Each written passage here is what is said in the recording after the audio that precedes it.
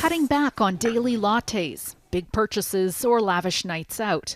Economist Carrie Freestone says we're in the midst of a so-called Me-cession. Households are saying they feel stressed. So it's a question that we get asked a lot is why does it feel like we're in a recession when we're not actually? As a country, Canada has avoided a technical recession. That's 2 consecutive quarters of negative growth, largely thanks to an influx of newcomers. Since mid-2022, immigration has added 2 million new consumers to the Canadian economy, distorting the financial picture.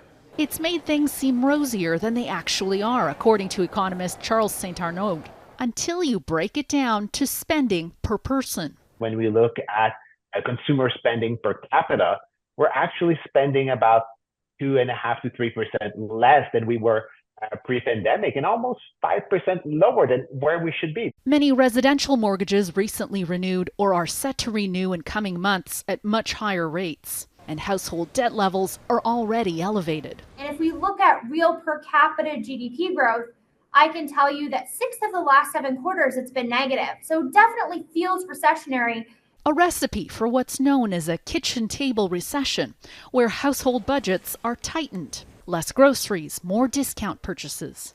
As all those new consumers keep many companies from laying off staff in droves for now.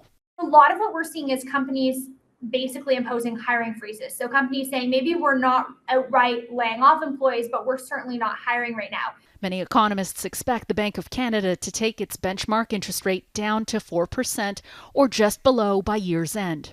The hope is there's enough to keep a Me-cession from developing into a full-blown recession. Anne Gaviola, Global News, Toronto.